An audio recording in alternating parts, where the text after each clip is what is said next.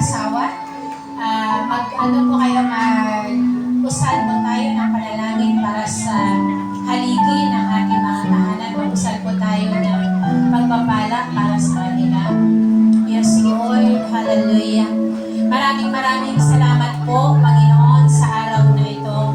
Ang araw na ito, Lord, ay espesyal para sa aming mga haligi ng tahanan.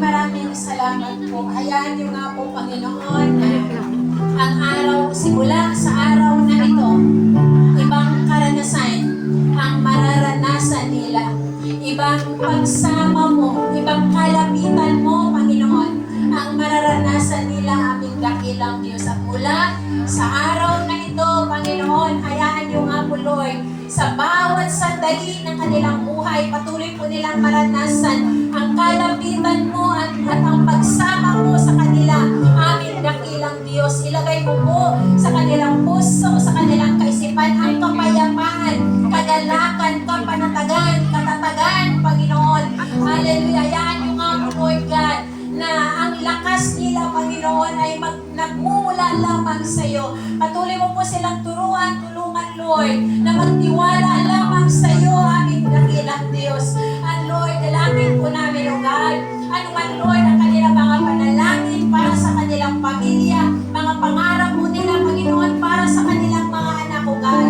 Dalangin po namin, Panginoon, ang bukas na kalangitan at ang pabor mo, Panginoon, ay patuloy mong iparana sa kanila, aming dakilang Diyos. At sa bawat araw, Panginoon, sa kanilang pagpasok sa trabaho o negosyo man, ang kanilang mga ginagawa, Panginoon, Lord, samahan niyo po sila, Panginoon. Pagpalain mo ang gawa ng kanilang mga kamay, O Diyos. At hayaan niyo nga po, Panginoon, na sa bawat araw, Lord, ikaw lamang, O Diyos, ang kanilang susundan. Ikaw lamang, Panginoon, ang kanilang pagkakatiwalaan. Sa iyo lamang sila lubos, Panginoon, na aasa. Turuan niyo po sila, Panginoon. At hayaan niyo nga po, Lord God, na sa bawat araw ng kanilang buhay, Panginoon, patuloy po nilang pangunahan ang pamilyang inyong pinagkakatiwala sa kanila. Pangunahan sa pananampalataya, pangunahan, Panginoon, sa tamang relasyon sa iyo, aming dakilang Diyos. At hayaan niyo nga po, Panginoon,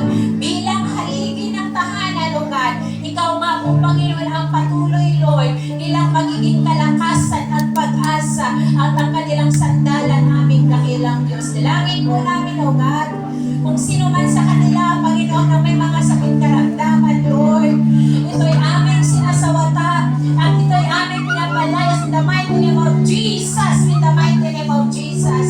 And Lord, simula sa oras na ito, sa araw na ito, irigalo niyo po sa kanila, Panginoon, ang kalakasan, kalusugan, at ang mahabang buhay na nagmumula lamang sa iyo. Lord, pagkaloob niyo po sa kanila, higit pa sa kanilang mga pangarap para sa kanilang pamilya. Pagkaloob mo po sa kanila, Panginoon, ang kaligtasan, Panginoon, ng kanilang buong sampahayan, O God. At hayaan niyo nga po, Panginoon, ito ay kanilang papangunahan, Panginoon.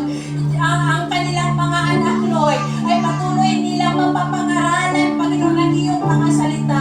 Tunay, Lord, magiging magandang ihemplo po sila, magiging magandang example po sila, Panginoon, sa kanilang pamilya na kanilang pinangungunahan, aming dakilang Diyos. Ama, maraming salamat po, Panginoon. Salamat po ng marami. At hayaan niyo nga po, Lord, ang araw na ito maging espesyal po para sa kanila, aming dakilang Diyos. And Lord, hayaan niyo nga po, Panginoon, sa makatatayang ito, makukuha po nila, Panginoon, ang tamang respeto ng kanilang mga anak. Respeto at pagsunod, Panginoon, ng kanilang asawa, Panginoon, para sa kanila, O God. Irigalo niyo po para sa kanila, Panginoon. Salamat po ng marami, Lord. Lubos mo po silang pagpalain, O God. Lubos mo silang ingatan, Panginoon, saan man sila pumaroon, aming dakilang Diyos. Maraming salamat po. Sa iyo ang parangal, papuri at pagsalamat.